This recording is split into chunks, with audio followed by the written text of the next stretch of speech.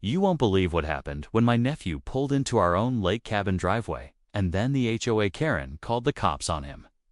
It started as a quiet weekend getaway, just some family time away from the city, but things quickly spiraled. Out of control. Imagine this. You arrive at your own property, and suddenly a neighbor is trying to make you feel like a criminal. That's exactly what happened to us. And trust me, it wasn't just any neighbor. This was the classic HOA Karen.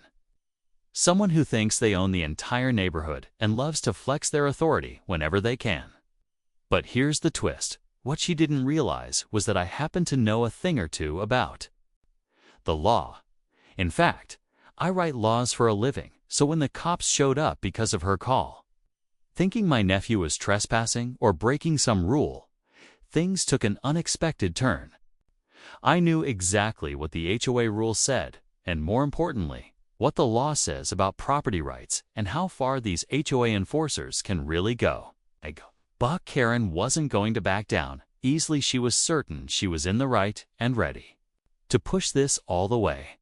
That's when the real drama started, with neighbors taking sides, tempers flaring, and the question hanging in the air. Who really controls what on private property? This story isn't just about one bad neighbor or a simple misunderstanding. It's about power, control, and standing up for what's right even when someone with a loud voice tries to silence you. And the best part? You won't see this coming. Stick around because what happened next changed everything, and I promise, the way this plays out will shock you. The whole situation started weeks before that tense weekend. Our family's lake cabin has been in the family for years, a peaceful retreat where we escape the noise of daily life. It's a small place, tucked away in a quiet neighborhood governed by an HOA. Normally, the rules don't bother us much. We follow what's necessary, keep the lawn tidy, respect quiet hours, and keep things friendly with neighbors. But there's always been one person who seemed to take it too far. That's Karen. She's the kind of neighbor who watches everyone's every move, ready to pounce at the slightest excuse to complain now. My nephew is a respectful guy, never causing trouble. He pulled into our driveway like he always does, nothing out of the ordinary, but Karen saw it differently. To her, it wasn't about the law or common sense. It was about control. She called the cops immediately, claiming someone suspicious was trespassing or worse. The cops showed up, and I could feel the tension in the air before anyone even spoke. The officers didn't know the full story, and Karen was feeding them half-truths, painting us as rule breakers. That's when I had to step in. Knowing the local laws and HOA guidelines inside and out, I started to explain our rights, how the property lines work, and what the HOA can actually enforce. But Karen wasn't just going to back down. She pushed harder, claiming there were hidden violations and that we were setting a bad example for the neighborhood. The neighbors started watching, whispering, some siding with Karen, others with us, and the atmosphere got heavier by the minute. What nobody expected was how far this battle would go, and how it would uncover secrets about the HOA's real power and its limits.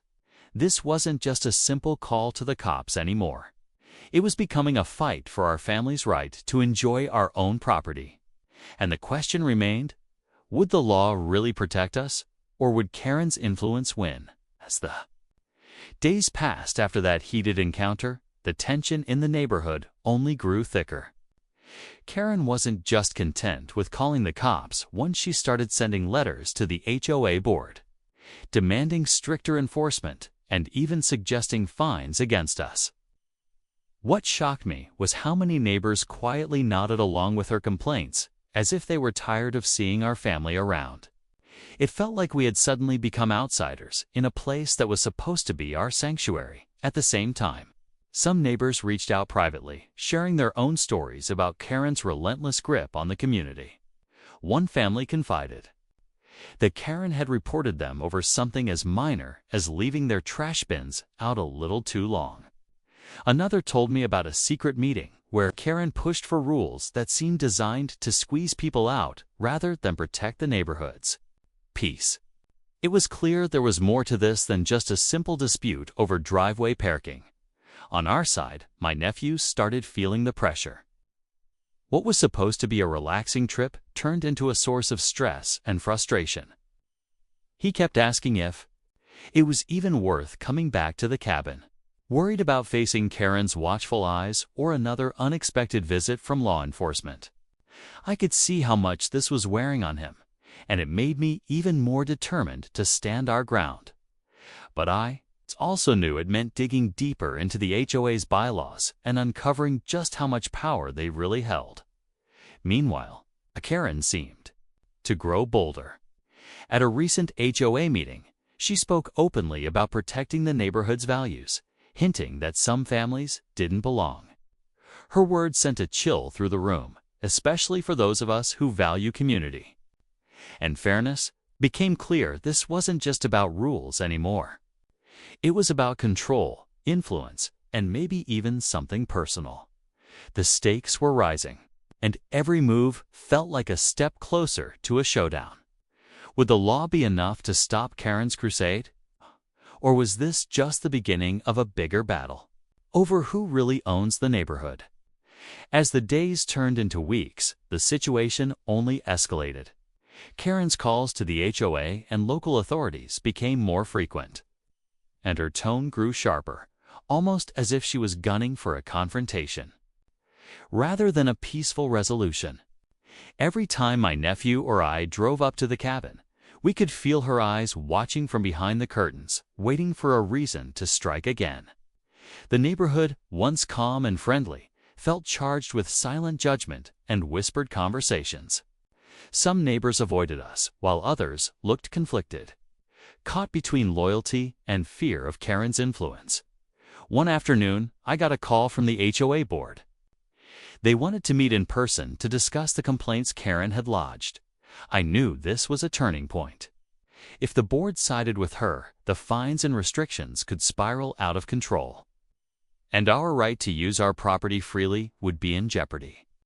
I spent hours reviewing every clause in the HOA bylaws and local ordinances, preparing to challenge any overreach. But even with my legal knowledge, I couldn't shake the feeling that this wasn't just a battle over property, it was personal. And the stakes were higher than I'd imagined. The day of the meeting arrived, and the room was thick with tension. Karen sat smugly, confident that her crusade had the upper hand. When it was my turn to speak, I laid out the facts clearly, pointing out where the law supported us and where Karen's accusations fell apart. But Karen wasn't done. She pushed harder, accusing us of disrespecting the community and threatening the neighborhood's peace. Voices rose, neighbors took sides, and the atmosphere turned hostile. It felt like we were teetering on the edge of something much bigger than a simple dispute. Outside, the summer sun was starting to dip, casting long shadows over the lake cabin.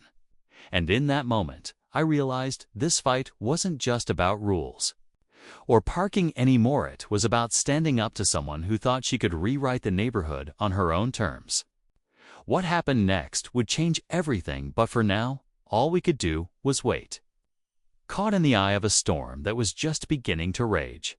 Just when I thought the worst had passed and the HOA meeting might settle things, something unexpected happened that flipped the whole situation on its head. A few days after that tense showdown, I received an anonymous message on email with documents that suddenly painted a much darker picture of Karen and the HOA. These weren't just petty complaints or neighborhood drama. They revealed a hidden agenda behind Karen's crusade. It seemed she wasn't just trying to enforce rules. There were whispers of financial motives, secret deals, and even attempts to pressure certain homeowners to sell their properties at low prices. At first, I couldn't believe it. Could Karen really be using the HOA as a weapon for personal gain? The documents included emails and meeting notes that hinted at her working with outside investors looking to buy up prime lakeside homes. That meant Karen's attacks on my family and Others might be less about community values and more about pushing people out to clear the way for a bigger development plan. Suddenly, the quiet neighborhood felt more like a battlefield where money and power played dirty. This revelation changed everything.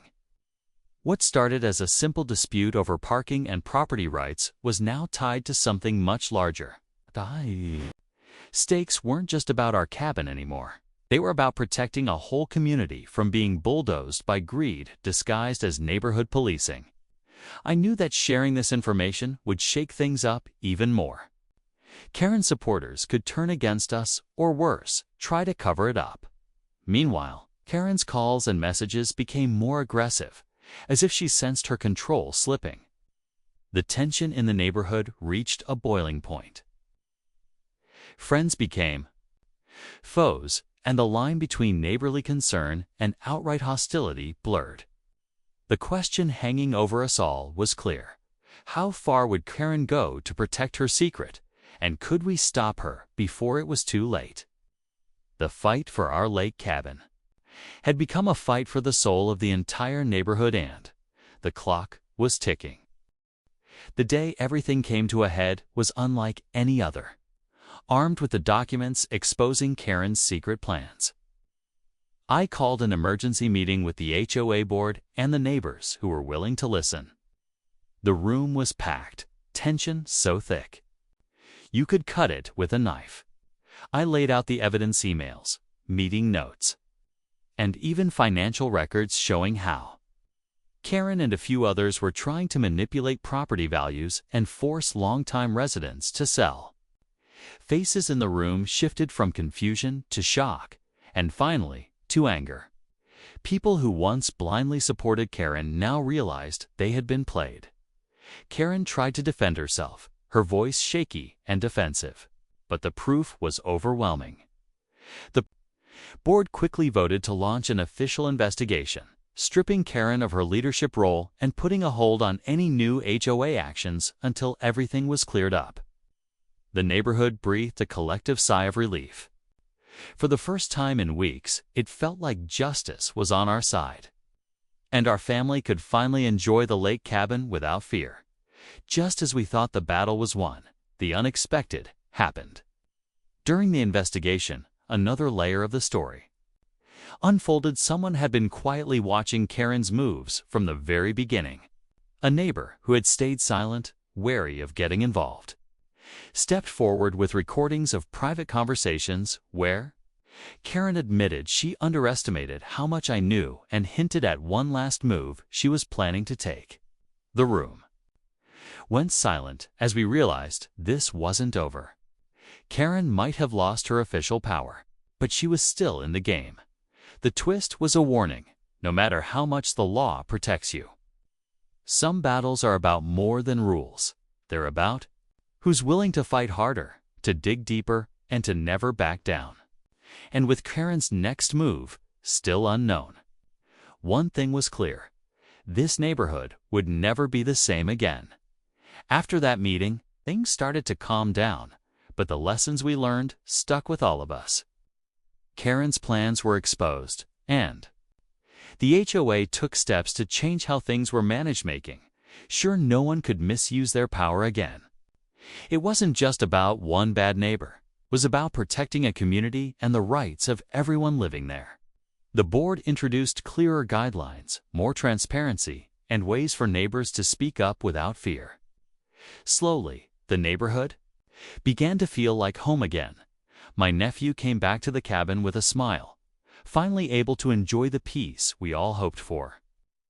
The experience brought our family closer, and it reminded me how important it is to know your rights and to stand up when those rights are challenged. It also showed me how much influence one person can have when they bend the rules, but more importantly, how a community can come together to stop it. Looking back, the whole ordeal wasn't just about a driveway or a few HOA complaints. It was about respect, fairness, and standing firm against anyone who tries to bully their way into control. If you're ever in a situation where someone's pushing boundaries or misusing power, remember, knowing the law and standing together. can make all the difference. Our lake cabin is more than just a place to escape. It's a symbol of family, home, and community. And while Karen's shadow still lingers in stories, the neighborhood has grown stronger, more united, and ready to face whatever challenges come next. So, if you ever find yourself dealing with a tough HOA situation or difficult neighbor, remember this story, because sometimes standing your ground changes everything.